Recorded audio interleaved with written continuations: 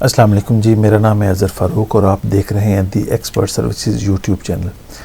ये एक question answer session है और इसमें इन तमाम टॉपिक पे जो सामने आपके स्क्रीन पे लिखे हुए हैं इनके ऊपर एक क्वेश्चन आंसर सेशन जो है ना वो हुआ है। वो इस वीडियो को एंड तक देखें, इंशाल्लाह आपकी जो है ना वो नॉलेज में काफ़ी इजाफ़ा होगा। अगर आपको ये वीडियो पसंद आई तो इसको लाइक कीजिएगा, दोस्तों के साथ शेयर कीजिएगा और हमें अपनी दुआओं में याद रखिएगा जी। तो चले स्टार्ट करते हैं इस वीडियो को।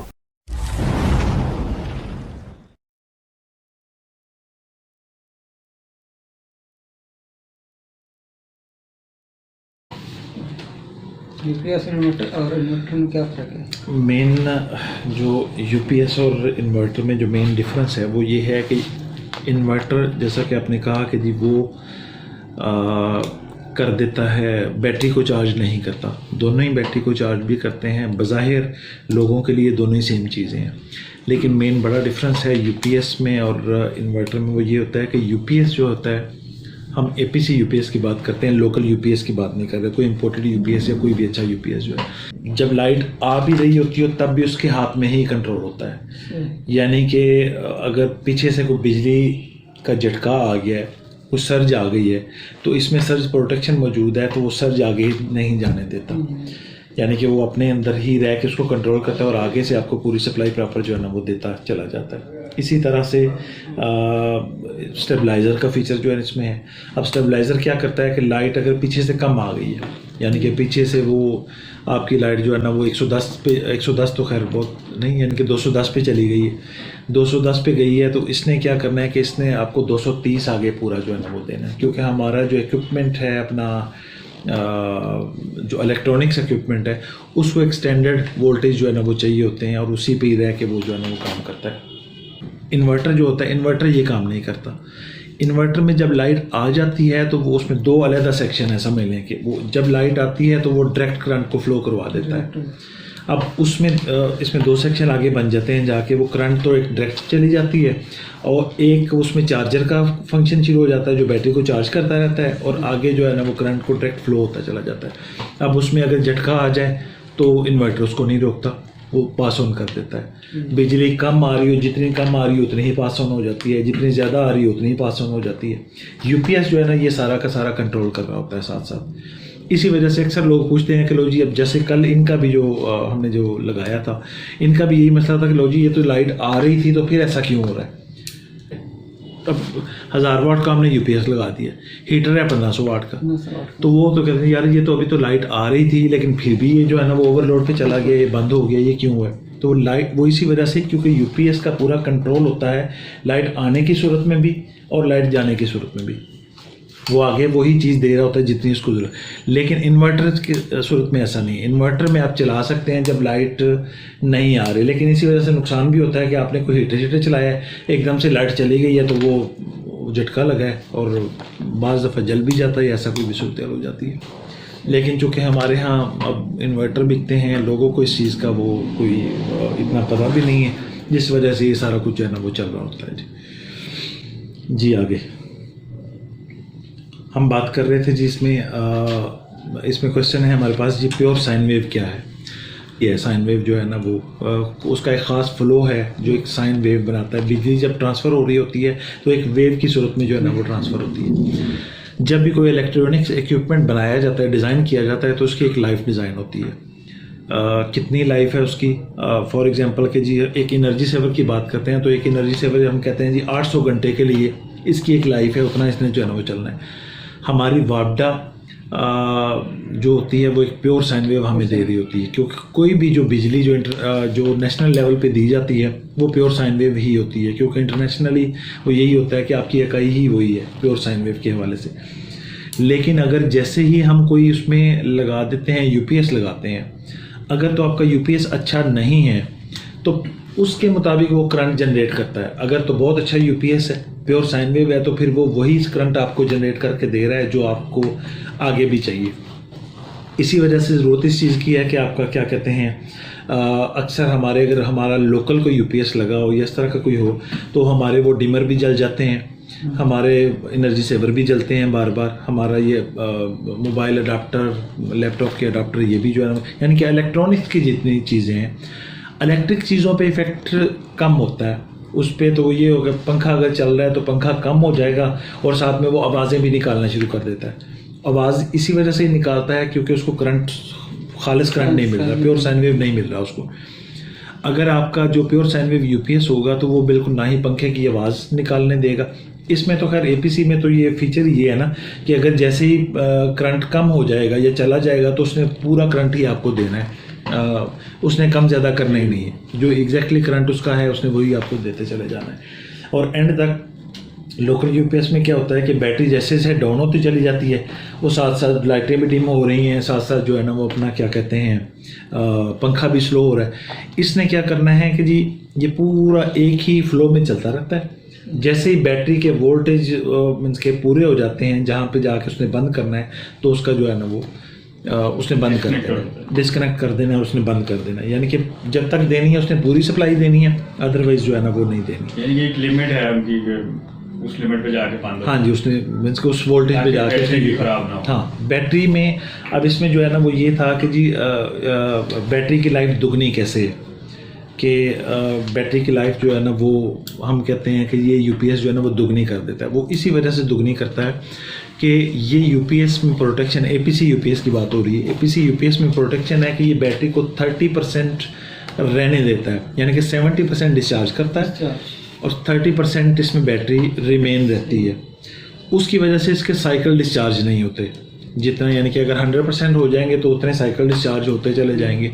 साइकिल कम डिस्चार्ज होंगे, बैटरी की लाइफ उतनी जो है ना वो चली जाती है। लोकल यूपीएस जो होता है ना वो बैटरी को बिल्कुल एंड तक, जिस उन्होंने कहा कि बिल्कुल स्लो हो जाता है, कम हो जाता है, तब भी जाके जो है ना वो अपना वो करता चला जाता है। तो यहाँ पे ये मेन डिफरेंस है उसके अंदर। इसी वजह से हम कहते हैं कि इसकी बैटरी की लाइफ जो है ना वो दुगनी हो जाती है, क्योंकि पूरी डिस्चार्ज होती ही नहीं है, साइकिल डिस्चार्ज नहीं होते, तो उस वजह से जो है ना वो अपना वो होता है। सर्ज प्रोटेक्शन क्या होता है? सर्ज प्रोटेक्शन जो है वो जिसको हम कहते हैं ना बिजली का झटका आ जाना, लाइट कम ज़्यादा होना, तो वो होती है कि जी लाइट कम हो गई है, ऐसा कुछ हो गया, लेकिन एकदम से बिजली की सर्ज आ गई है, सर्ज आई है, झटका आया है, तो वो झटका अमूमन क्या करता है, वो अगर पास ऑन हो जाए, जो कि इन्वर्टर उसको प्रोटेक्ट नहीं करता, वो उसने तो जो कि वो उसमें प्रोटेक्शन नहीं है, वो तो जब लाइट आ गई तो वो डायरेक्ट फ्लो कर दिया उसने। तो जैसे ही उसने अपना क्या किया कि जी अपना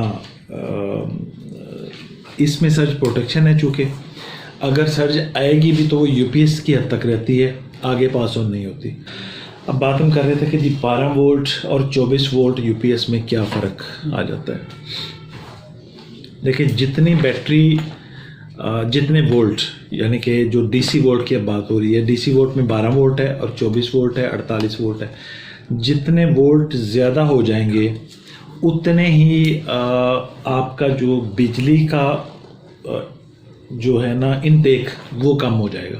वोल्ट जितने ज़्यादा हैं उतना कम जो है ना वो हो जाएगा। यानी कि आप इसको इस तरह से समझ लें, आपने 2 बैटरीज हमने ले ली हैं और हम कहते हैं कि जी हमने बैटरीज ली हैं जी 100 एम्पेयर की 2 बैटरीज, 100 एम्पेयर की हमने एक बैटरी लगाई है और एक जगह पे हमने 100 एम्पेयर की ही 2 बैटरीज लगाई हैं।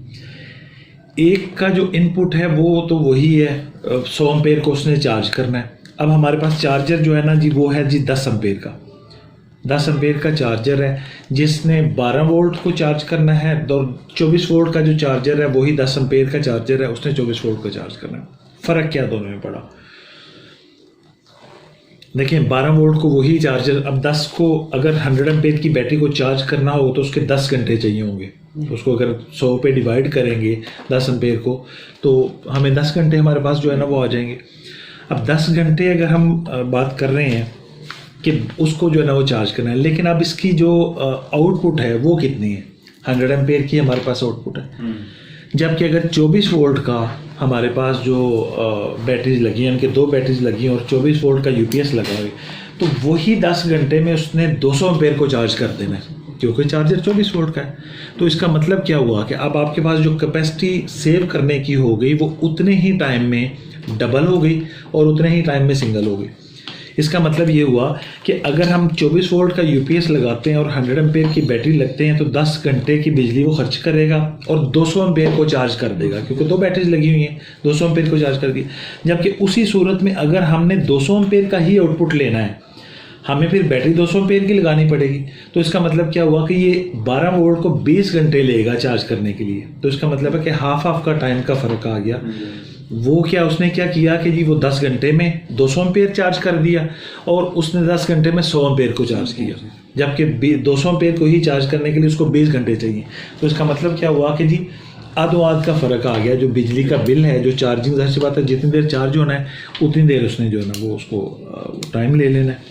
तो ये डबल का फ़र्क जो है ना वो आ जाता है। इसको हम किसी दिन प्रैक्टिकल में भी करके देखेंगे, एम्पेयर मीटर से चेक करेंगे कि क्या वाकई इसी तरह फ़र्क पड़ता है कि नहीं पड़ता।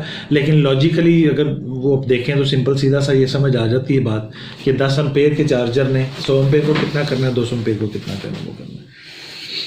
मैं तो क्लियर हो गई समझ आ गई। इसी तरह से अगर 48 वोल्ट है, 4 बैटरीज वाला यूपीएस है, तो वो क्या करेगा? वो ही अगर वो 4 बैटरियां उसी टाइम में 4 बैटरियां उसी टाइम में 4 बैटरियां जो है ना वो चार्ज कर देंगे। वो चार्जिंग में जितने वोल्टेज बढ़ते चले जाते हैं। अब ये देखें ना, अगर आप इसी को देखते चले जाएं तो आप हमारे यहाँ 220 की बिजली जो है ना वो चल रही है। अगर हम कंपैरिजन निकाल लें कि 220 और यानी कि एसी करंट और डीसी करंट का, तो एसी करंट बहुत ज़्यादा सस्ती है डीसी की निस्बत, क्योंकि डीसी बहुत महंगी है करंट। अगर आप इसी को कंपैरिजन निकालेंगे ना कि हम जितने स्टोर कर रहे हैं उस पर कितना खर्च कर रहे हैं, तो आप मल्टीप्लाई करते चले जाएंगे तो 220 पहुंचने तक आपका मतलब है बहुत बिजली सस्ती होती चली जाएगी। तो इतनी बिजली सस्ती है जो भी, इसीलिए जो है ना वो एसी करंट बनाया होता है, जो कि डीसी से काफ़ी सस्ता होता है। डीसी हमेशा महंगा सोल्यूशन जो है ना वो बन रहा होता है। 48 वोल्ट बैटरी के लिए 48 वोल्ट 10 एम्पेयर चार्जर लगेगा। चार्जर देखें, जितने वोल्ट की बैटरी है उतने ही वोल्ट का चार्जर होना है। अब एम्पेयर कितने हैं? एम्पेयर करंट है ना, एक करंट कितनी वो ले रहा है, कितनी ले रहा है और कितनी जो है ना वो दे रहा है। वोल्टेज आगे जो है ना वो होते चले जाते हैं। 48 वोल्ट हो गया, 48 से जो है ना वो आगे 96 वोल्ट हो गया, तो वो वोल्ट तो उतने ही होंगे जितनी बैटरीज लगेंगी उतना ही चार्जर उसका होगा। लेकिन उसके एम्पेयर कितने हैं? जितने उसके एम्पेयर होंगे उतना ही वो आगे उसको चार्ज कर देगा। कितने एम्पेयर होंगे? 10 एम्पेयर। हम स्टैंडर्ड करंट को एक ही जगह रख रहे हैं। सही हो। स्टैंडर्ड यानी कि करंट अगर 10 एम्पेयर है तो इसका मतलब है हर एक का ही हम स्टैंडर्ड रखते हैं जी 10 एम्पेयर की चार्जर है, उसी समझने के लिए हम उसी को जो है रख रहे हैं। बैटरी 100 एम्पेयर की, बैटरी अगर 100 एम्पेयर की 12 वोल्ट में अगर 100 एम्पेयर की बैटरी है तो आप देखें ना 100 एम्पेयर की बैटरी आउटपुट कितना देगी? आधा देगी आपको, यानी कि जब बिजली चली गई है तो 100 एम्पेयर की बैटरी आधा देगी, जबकि 2 बैटरी आपको दुगना टाइम बैकअप देंगी। जबकि चार्जिंग टाइम क्या हो गया कि चार्जिंग टाइम आधा ही रह गया, आउटपुट हमें डबल मिल गई है। हमें मेन तो ये चीज़ है ना कि हम कम पैसों में ज़्यादा जो है ना वो, अक्सर लोगों का यार वो देखो जी वो महंगा पड़ता है अपना यूपीएस जो है ना वो अपना। हाँ, एक ये भी कस्टमर के लिए क्वेश्चन आपका क्लियर कर देता हूँ कि जी यार देखो जी 2 बैटरियाँ लगानी है पड़ेंगी, ठीक है जी, वो खर्चा बढ़ता है, ये वो खर्चा बढ़ता नहीं है, खर्चा कम हो जाता है। वो किस तरह से? आपने 12 वोल्ट का यूपीएस लगाना है, हर एक का यही होता है कि यार 12 वोल्ट का यूपीएस लगेगा, उसके ऊपर 170-75 एम्पेयर की या 200 एम्पेयर की तो बैटरी लगनी है। अब 100 एम्पेयर की तो बैटरी 12 वोल्ट के साथ तो कोई भी नहीं लगाएगा, वो तो घंटे में फ़र्क हो जाएगी, जब वो लोड के मुताबिक यानी कि जल्दी फ़ारग हो जाएगी। अब हम क्या करते हैं कि यार 12 वोल्ट का यूपीएस ले लेते हैं और साथ में 200 एम्पेयर की बैटरी लगा लेते हैं। वही ये तो हमने पहले क्लियर कर लिया ना कि बिजली का कितना खर्चा बढ़ जाता है इस सूरत में, पैसों का भी कितना खर्चा बढ़ता है, ये भी एक अपनी जगह फ़र्क है। फॉर एग्जांपल कि जी बैटरी जो जितनी कैपेसिटी बड़ी होती चली जाती है ना उतना ही वो क्या कहते हैं महंगी भी होती जाती है, कॉस्टली भी जो है ना वो उतनी हो जाती है। जबकि अगर आप 200 एम्पेयर की जब बैटरी लेनी, हो सकता है कि आपको 14,000 रुपये की बैटरी मिलेगी, 13,000 रुपये की, 14,000 रुपये की आजकल के दिन में जो है ना वो बैटरी है। अगर 100 एम्पेयर की बैटरी लेंगे तो वो शायद 6,000 रुपये की या 5,500 रुपये की बैटरी है। तो इसका मतलब ये है कि अगर हम 2 बैटरियाँ ले रहे हैं उतनी ही कैपेसिटी बनाने के लिए तो कितने की बनेगी? उससे 1,000-2,000 रुपया कम ही होगा, ज़्यादा नहीं जाएगा। और ख़राबी की सूरत में भी क्या होता है कि अगर 200 एम्पेयर की बैटरी एक ही दफ़ा ख़राब हो गई या उसका कुछ भी हो गया तो वो तो पूरी बैटरी जाएगी।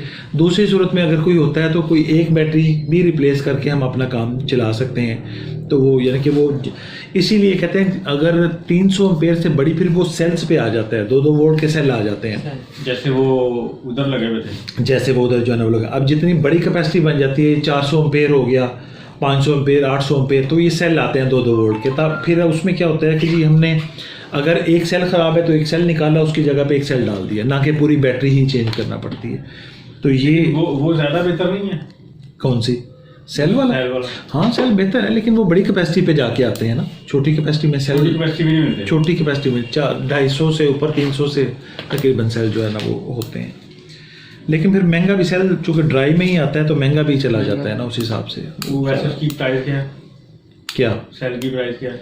सेल तो काफ़ी महंगा है, यानी कि 400 एम्पेयर का तकरीबन कोई 14-15 हज़ार रुपये का एक सेल है, यानी कि वो बैटरी काफ़ी महंगी बन जाती है। लेकिन सर उसकी लाइफ भी तो है ना? हाँ लाइफ तो डेफिनेटली, बिल्कुल जाहिर सी बात है।